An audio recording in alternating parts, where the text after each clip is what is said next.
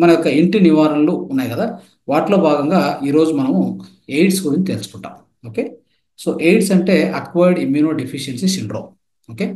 ఇది ప్రథమంగా ఏంటంటే ఒక ఒక డాక్టర్ ఇవాస్ నీడర్ అని చెప్పి, డాక్టర్ ఇవాస్ నీడర్ ఆయన ఒక బుక్ రాశారు. అదంటే some call AIDS, I call murder అన్నాడు. అంటే ఈ యొక్క ఎయిడ్స్ గురించి ఆయన చెప్తూ చెప్తూ ఏం చేశారంటే, ఆ, ఈ బుక్ రాసినటువంటి ఈ శాస్త్రవేత్త డాక్టర్ ఇవాస్ నీడర్ ఏం చెప్తారంటే, ఆయన ఎయిడ్స్ అనేది చాలా మంది ఎయిడ్స్ అంటారు, నేను మాత్రం దాన్ని మర్డర్ అంటా అని చెప్పాడు. ఏంటి ఎందుకు అలా చెప్పాడు అనేది మనం అర్థం చేసుకుంటే, చూడండి, ఇది సౌత్ ఆఫ్రికాలో ఒక ఆర్టిఫిషియల్గా అంటే కృత్రిమంగా ఒక వైరస్ తయారు చేశారు. దానికి సంబంధించిన కొన్ని మందులు కూడా రెడీ చేసి పెట్టుకున్నారు. ఆ తర్వాత ఈ వైరస్ ఇలాంటిది ఇట్లా అని చెప్పేసి ఆ వైరస్ గురించి ఎక్కువగా ప్రచారం చేసుకుంటూ వచ్చారు. సపోజ్ కరోనా వైరస్కు అప్పటికే వాళ్ళ దగ్గర ఫార్ములాస్ ఉన్నాయి. నెక్స్ట్ ఆ కరోనా వైరస్ను ఇది ఇలా ఉంటుంది, అది వస్తే ఇలా అవుతుంది అని చెప్పి ఎక్కువ ప్రచారం చేయడం ఉంటుంది దాని గురించి. యాక్చువల్గా అది ఏం చేయదు. ఇప్పుడు ఎయిడ్స్ అంటే అక్వర్డ్ ఇమ్యూనో డెఫిషియన్సీ సిండ్రోమ్ అంటే అర్థం ఏంటి? మన లోపల డెఫిషియన్సీ ఉంది. సో మనం ఇమ్యూనో డెఫిషియన్సీ అంటే ఇమ్యూనిటీ తక్కువ ఉంది. ఇమ్యూనిటీ తక్కువ ఉన్నప్పుడు ఏమవుతుంది? ఏ రోగమైనా రావచ్చు. ఒక బ్యాక్టీరియా నుంచి కానీ, వైరస్ నుంచి కానీ, వాతావరణం నుంచి కానీ, మనం తినే ఆహారం సరిగ్గా లేకపోతే ఏ పక్క నుంచైనా ఏ వైపు నుంచైనా మనకు వ్యాధులు వచ్చే అవకాశం ఉంటుంది. అవునా కదా? సో అలాంటి దాన్ని వీళ్ళు ఒక వైరస్ని కనిపెట్టి ఇది ఎయిడ్స్ వైరస్ అని చెప్పి దానికి ఒక మందు కనిపెట్టి ఆ మందులు అమ్మాలని చెప్పి సో రకరకాలు తయారు చేసి మొత్తం మీద మొత్తం ప్రపంచానికి అంటగట్టారు. ఎయిడ్స్ అని చెప్పి పెద్ద మహమ్మారి, ఇట్లా అట్లా అని చెప్పి. అది యాక్చువల్గా ఎయిడ్స్ అనేది ఆల్రెడీ ఎంతో మంది మామూలుగానే ఉంటుంది, అనుభవిస్తూ ఉంటారు. ఎందుకంటే వాళ్ళ నిశక్తి ఉంటుంది, శక్తి సరిగ్గా ఉండదు. వాళ్ళకు ఆ శక్తి లేకపోవడం వల్ల, ఇమ్యూనిటీ పవర్ లేకపోవడం వల్ల, నిరోధక శక్తి తక్కువ ఉండడం వల్ల ఇప్పటికే అనుభవిస్తూ ఉంటారు. ఇప్పుడు వీళ్ళు స్పెషల్గా కనిపెట్టేది ఏం లేదు. అయితే దాన్ని ఒక వైరస్గా చూపించి దాన్ని ల్యాబొరేటరీ తయారు చేసి దానికి మందులు రెడీగా పెట్టి వాటన్నింటినీ మొత్తం ప్రపంచం మీద రుద్ది దాని నుంచి మంచిగా డబ్బులు తయారు చేశారు. మంచిగా ఫార్మస్యూటికల్ కంపెనీస్ ఎంతో డబ్బులు సంపాదించారు ఈ వ్యాధి నుంచి అని మీరు తెలుసుకోవాలి. ఓకే. అయితే మీకు ఎయిడ్స్ ఉందా లేదని అంటే మీరు ఏం చేయాలి? ఒక ల్యాబొరేటరీకి పోయి టెస్ట్ చేసుకోండి. ఆ వైరస్ గురించి వాళ్ళు ఇస్తారు. అయితే సో దాన్ని డీప్గా టెస్ట్ చేసుకోండి. ఉంది అంటే దాన్ని భయపడదు ఫస్ట్. సో చాలా మంది ఏం తెలుసా, ఉంది అనగానే అర్థం చచ్చిపోతారు. ఉంది అనగానే 50% డైడ్, ఇంకా 50% ఏంటంటే వెయిట్ చేస్తూ ఉంటారు, ఏమవుతుందో ఏమవుతుందో అని ఆ భయంతో కదా. అలాంటిది ఏం చేయదు, దీన్ని భయపడాల్సిన అవసరం లేదు. దీన్ని వ్యాధి నిరోధక శక్తిని మనం పెంచుకుంటే చాలు, అది పోతుంది అంతే మన దేహం నుంచి. సో వ్యాధి నిరోధక శక్తి పెంచుకోవాలి అంతే. దానికి కొన్ని మెథడ్స్ ఉన్నాయి. మనం ఆ మెథడ్స్ను లేదా ఆ పద్ధతులు మనం ఫాలో అయ్యి, అంటే ఇప్పుడు మనం చెప్పుకోబేటువంటి సహజ జీవన పద్ధతులు ఉన్నాయి. అవి కొన్ని ఫాలో అవుదాం.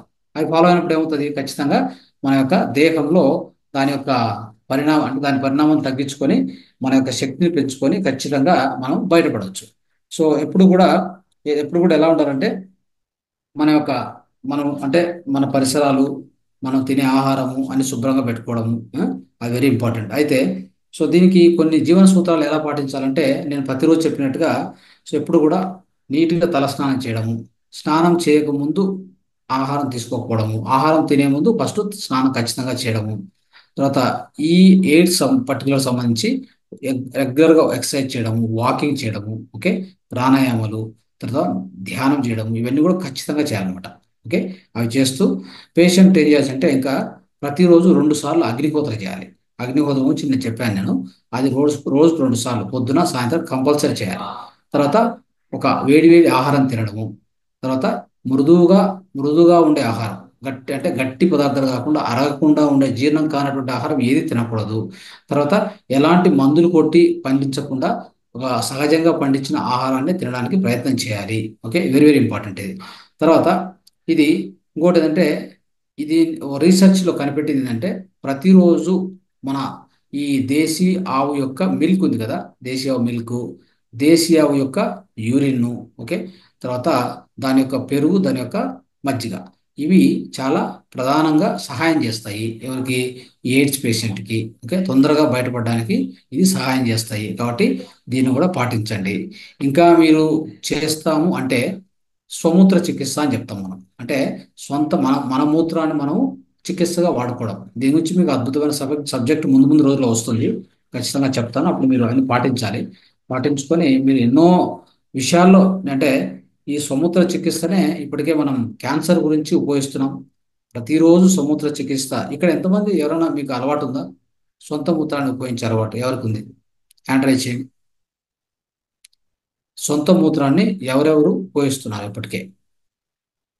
సొంత మూత్రాన్ని తాగడము, అంటే మూత్ర చికిత్స అంటాం దాన్ని. ప్రతిరోజు చూడండి, యాక్చువల్గా సొంత మూత్రం అనేది ఉంది, స్వమూత్రం అనేది.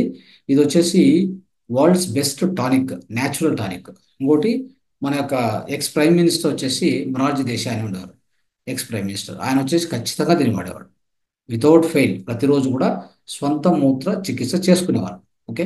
ఇది దేనికంటే ఇది మనం ధ్యానం ఎట్లా చెప్తాం? సర్వరోగ నివారణ అని. ఈ మూత్ర చికిత్స కూడా సర్వరోగ నివారణ. ఒకే ఒక వర్డ్ చెప్పాలంటే మీకు. ఓకే.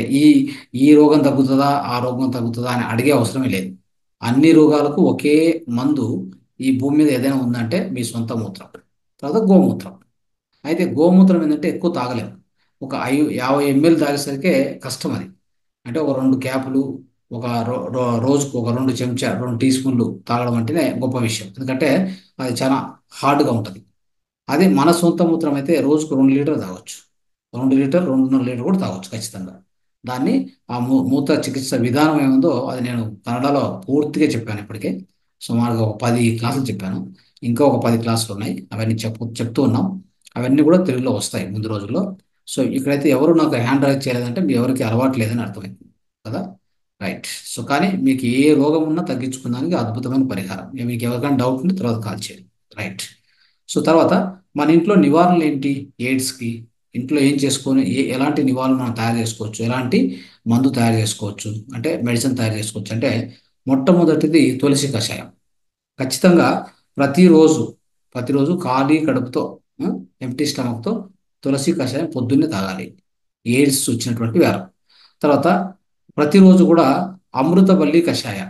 అది కూడా మధ్యాహ్నం ఆహారం తినే కంటే, మధ్యాహ్నం భోజనం కంటే ముందు ఖచ్చితంగా ఒక కప్పు తాగాలి. తర్వాత ప్రతిరోజు కూడా చూడండి, అది ఒక గ్లాసు నీమ్ లీవ్ జ్యూస్, అంటే ఈ యొక్క వేపాకుల రసం. వేపాకుల రసం 15 వేపాకులు తీసుకోండి. దాని నుంచి రసం చేసుకోండి. దాంతోపాటు ఒక టీ స్పూన్ ఈ యొక్క ఆ, పసుపు పౌడరు, 1 టీ స్పూన్ వచ్చేసి తేనె. ఈ మూడు కలుపుకోవాలి మీరు. ఓకే. ఈ మూడు కలుపుకొని అంటే ఒక గ్లాస్ వచ్చేసి ఈ యొక్క రసం వేపరసం, దానికి ఒక ఒక టీ స్పూన్ వచ్చేసి ఆ, పసుపు పొడి, ఇంకొక టీ స్పూన్ వచ్చేసి తేనె. ఈ మూడు కలిపి తీసుకుంటే మీకు అద్భుతమైన పరిహారం దొరుకుతుంది. దేనికి? ఎయిడ్స్ అనే దానికి. ఓకే. సో ఇది తయారు చేసుకోండి. ఇప్పుడు నేను చెప్పినటువంటి ఈ మూడు ఏవైతే ఉన్నాయో, ఒకటి తులసి కషాయము ఖచ్చితంగా, ఒకటి అమృతబల్లి కషాయం, ఈ రెండు, తర్వాత ఇది ఒక జ్యూసు. ఓకే. ఈ వేపాకు రసము, ఒక పసుపు పొడి, తర్వాత ఈ తేనె, మూడు కలుపుకుంటే ఒక కషాయం వస్తుంది. అది కూడా ఒక కషాయం అనమాట.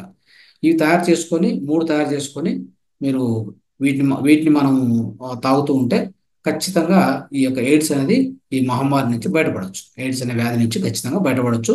మన లోపల ఉన్న ఈ యొక్క వ్యాధి నివసతి పెరుగుతుంది, బాగా పెరుగుతుంది. సో అప్పుడు ఆరోగ్యం కూడా పూర్తిగా, సో మనం కంపల్సరీ బాగు చేసుకోవచ్చు అనమాట. సో ఇవి ఏదైనా మీరు ఎయిడ్స్ అని చెప్పి దానికోసం మందులు తింటూ ఉంటే, ఎవరైనా ఆల్రెడీ మెడిసిన్ బయట అంటే అలోపతి, ఇంగ్లీష్ మెడిసిన్ తీసుకుంటూ ఉంటే, వాటితో పాటు ఈ నివారణను కూడా మీరు ఫాలో కావచ్చు, అనుసరించవచ్చు.